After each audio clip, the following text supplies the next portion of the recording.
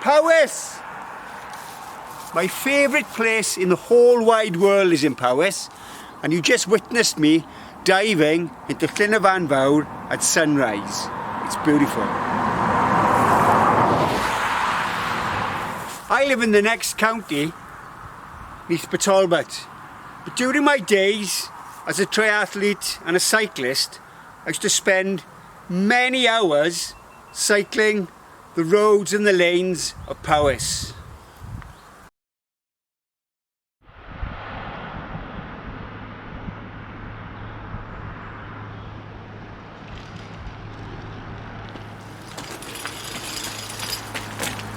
On my rides home from Powys, I'd stop here and I'd check out what was happening.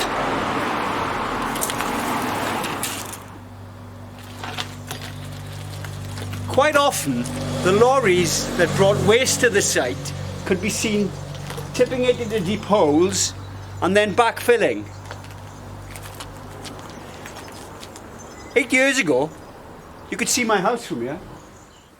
And 8 years ago, I could see the gate I was just at from my garden. It's just over there.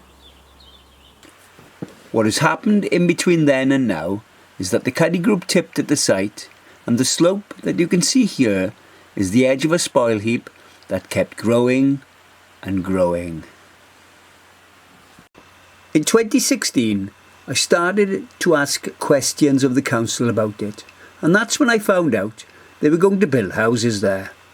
But the spoil heap still kept growing, and in the end, we as a community said, enough is enough, and organised an end to it. The land, it would seem, was owned by the Cuddy Group, one of the world's largest demolition and asbestos removal companies. When we stopped them dumping spoil there, they put in another housing development planning application in to dump another 5 metres of spoil.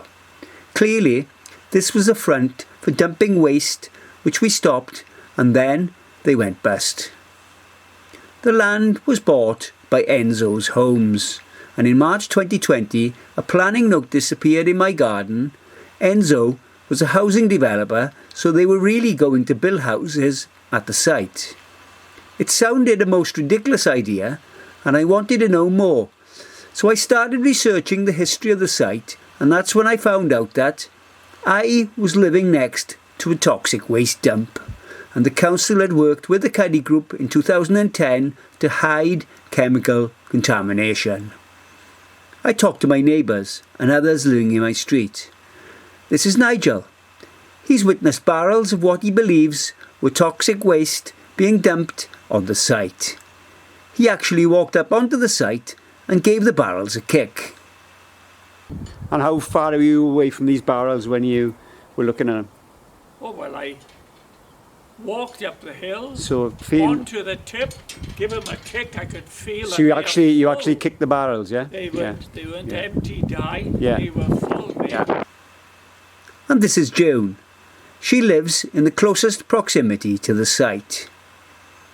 She had to buy a second television to drown out the noise of the machinery and had to stay inside to avoid the dust. This probably saved her life because June lives smack bang in the middle of a PSP cluster.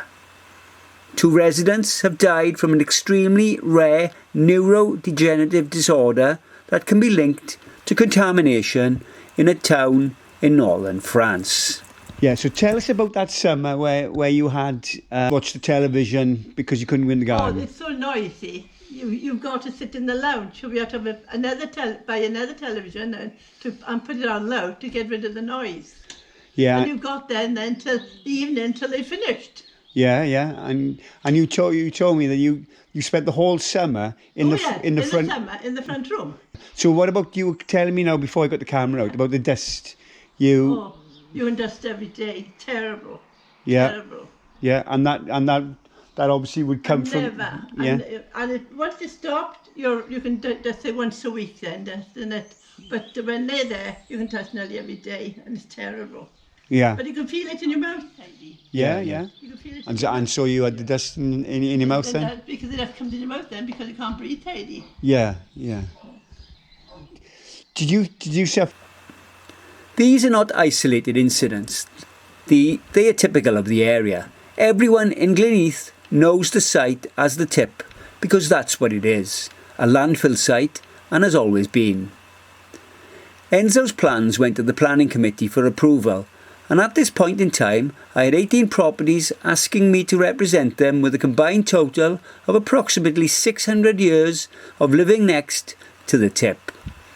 They each had their own story of hell next to the site. Dust, death and disgusting smells were all part of the story of living next to the Hale Glyn landfill site. I told the Neath Port Talbot Council Planning Committee this at a meeting in September 2020, and then I told them they had rubber-stamped planning department malpractice and they were being asked to do it again. Okay, so we'll go now then to our first registered speaker, Mr. Richards. So, Mr. Richards, in your own time. Firstly, thank you for allowing me to speak. I've spent the last 3 days trying to get my representation down to under 5 minutes and found it impossible. My document is 4 pages long and represents the summary of the combined knowledge of around 30 council tax paying residents of Glynneath, most of whom have lived next to the tip for the majority of their lives. I call it the tip because that's what it is, and that's what it has always been. A landfill site, a rubbish tip.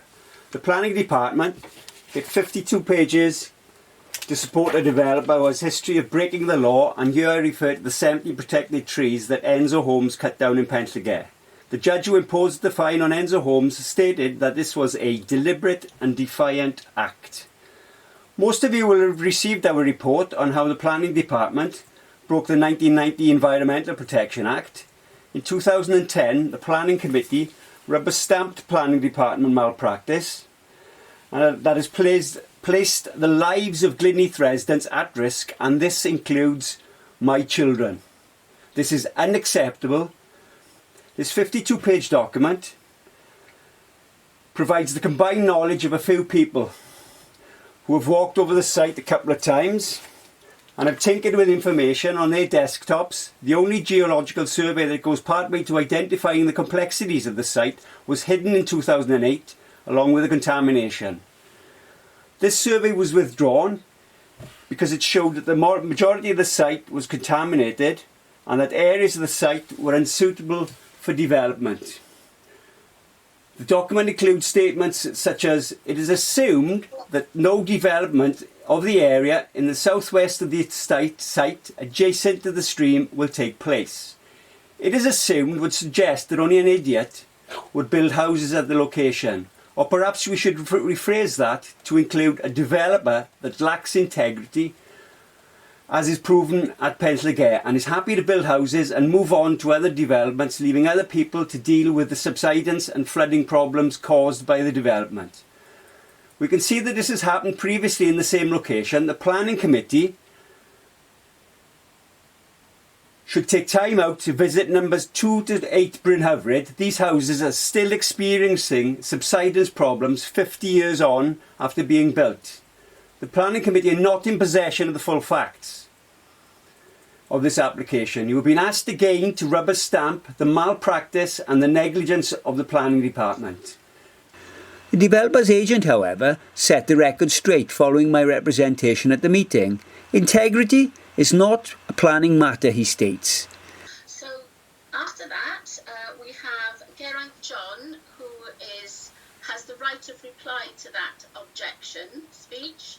So, Mr. Geraint John, you now have your 5 minutes. Thank you, Chair.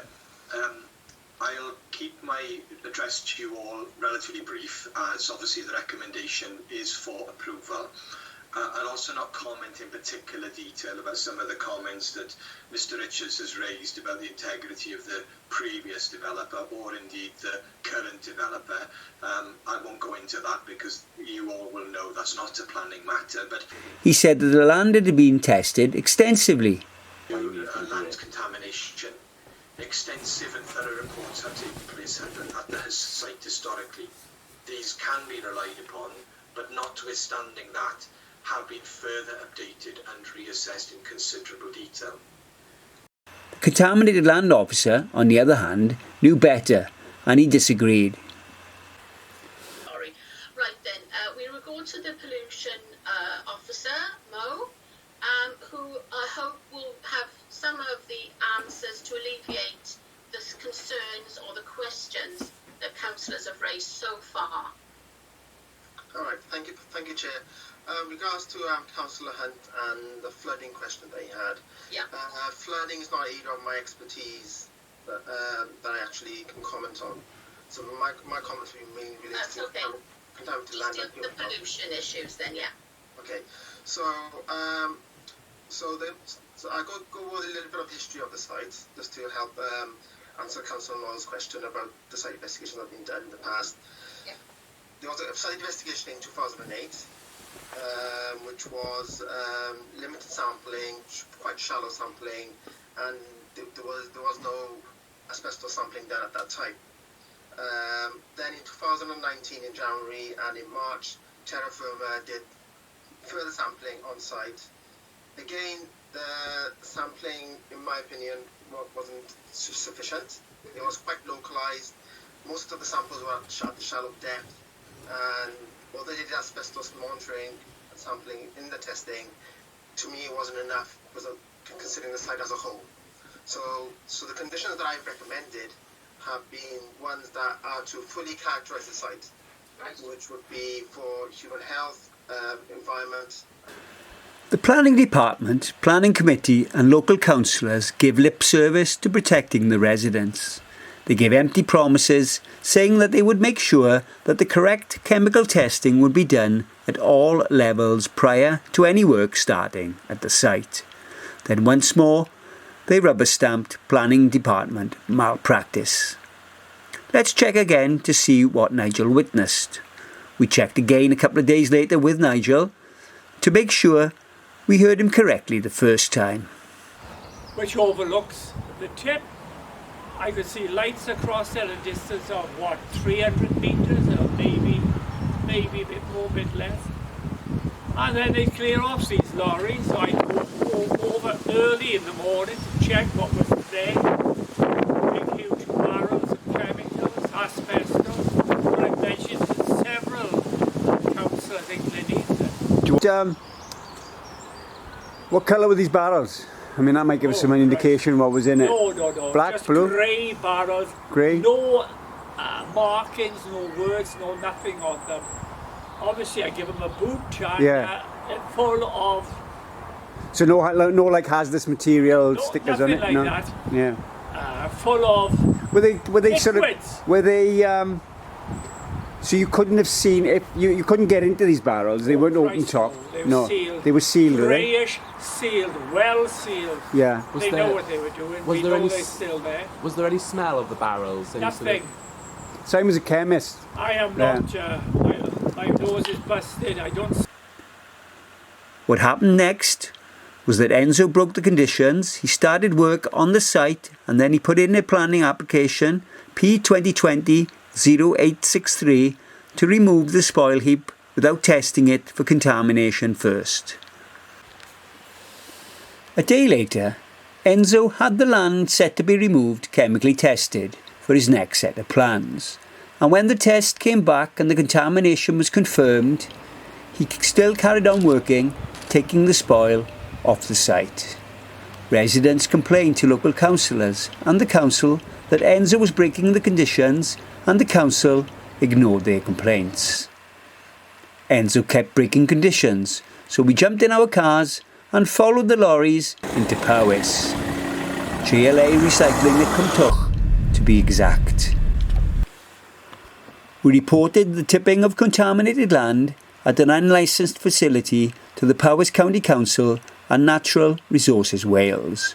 We assumed reported it to Neath Port Talbot Council because the next thing we knew, Enzo had been shut down at the site for breaking 14 of the conditions relating to his planning approval. This is something he'd been doing for 6 weeks, and it took a trip to Powys to stop it. Enzo sold the land, but his plans to remove the safety element of chemical testing were passed in March 2021, allowing a new developer to remove the spoil heap.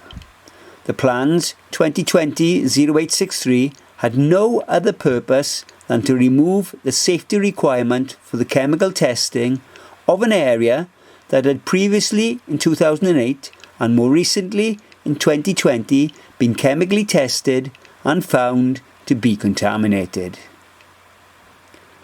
This is one of the planning committee, Stephen Karl Hunt, and this is him at the planning meeting.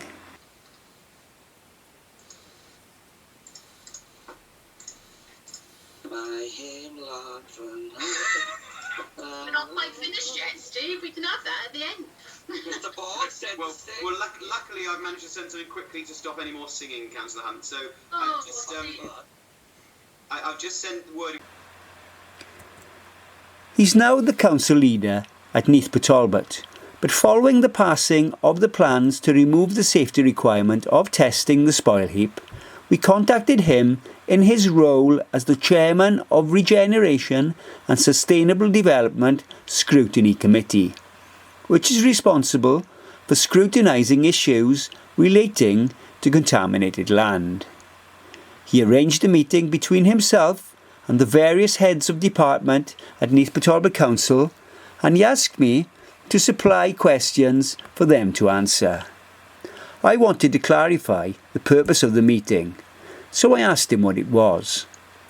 Councillor Hunt said, "The purpose of the meeting is to specifically discuss your issues as you brought them to me in my role as Chairman of Regeneration and Sustainable Development Scrutiny Committee.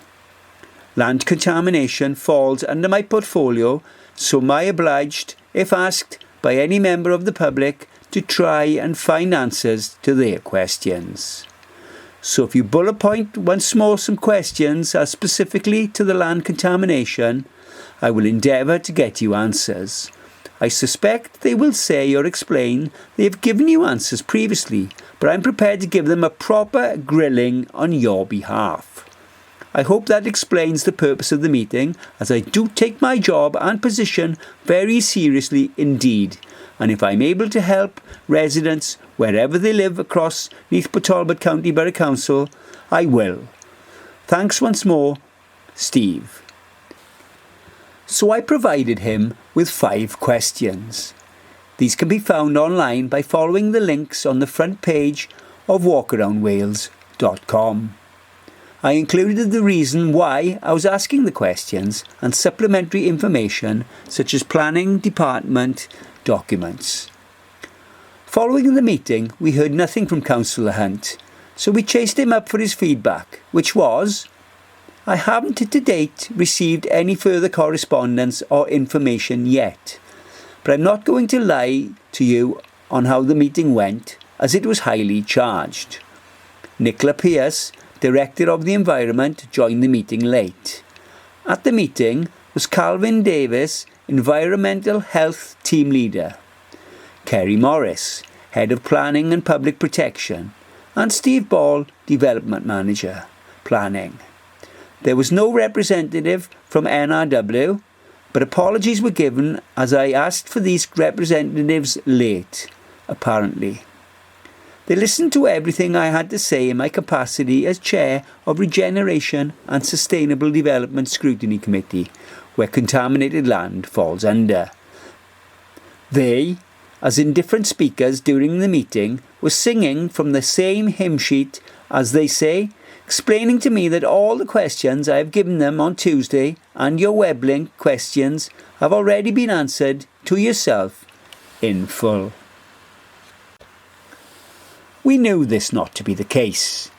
Councillor Hunt then went silent, so we provided him with the relevant truth. "Hi Steve, can we move forward on this now please? The planning department are not going to answer the questions because they are covering up the historical corporate manslaughter of people in my street, with the intention to continue this practice and place the residents in further danger to cover their tracks. The answers to our questions will provide you with evidence of this, and so they have attempted to discredit me verbally, but when it comes to committing information that can be recorded on file, they will not oblige. The main cause of this problem is Steve Ball. Everyone else is supporting his deception and refusal to follow protocol." Not long after, Councillor Hunt replied, "For your information, Steve Ball is leaving the council middle of December to take up a new job back from where he came from, is my understanding." Almost 3 months after the meeting, we had the final reply from Councillor Hunt, which failed to provide a satisfactory answer to any of the questions asked and attempted to use crude paltering methods in an attempt to deceive us. If you were not aware of the term paltering, it means to talk or act insincerely, deceitfully, lie or use trickery. It is a form of deception used by the planning officials at Neath Port Talbot Council when they are dealing with incompetent councillors such as Councillor Stephen Karl Hunt. They had previously used it in a planning meeting to which Councillor Hunt responded with a pat on the back. Thank you, Chair. And I thank the both local members. I think they've made excellent points. And can I thank Mr. Ball and Kerry Morris for my pre-questions report and their responses. They go a long way to alleviate some of the concerns I may have had. If we look at the councillor's letter, we will see that on the surface it looks as if a full and detailed answer has been given. However, on closer inspection we can see that in this instance, Councillor Hunt has been provided information within an irrelevant time zone.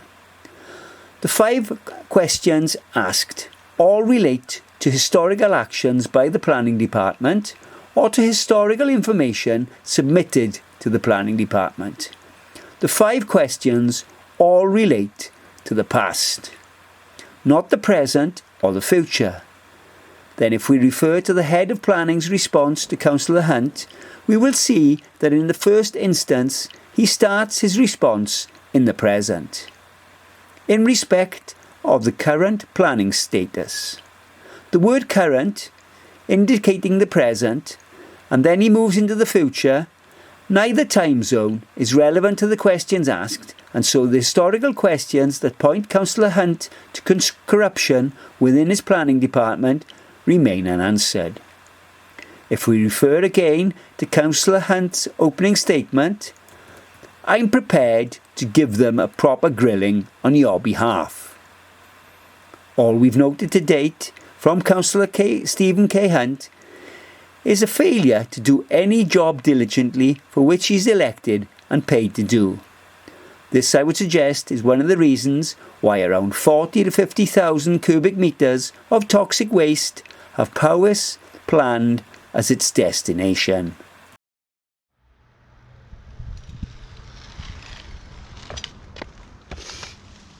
I'm at Alder Avenue, Ystad Glynneath. I spent many happy hours here visiting my Uncle Bill and my Auntie Vera. My Auntie Vera was my dad's sister, and I'd spend hour upon hour exploring the garden and the local countryside.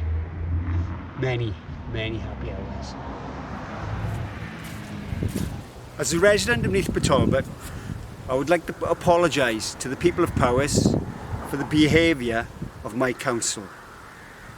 That they should prepare and plan to poison the people of Powys is disgusting. I love Powys. Back to Glynneath. And now I'm going to share with you a man swimming across that lake into the sun on the most beautiful morning in the most beautiful place in the whole wide world.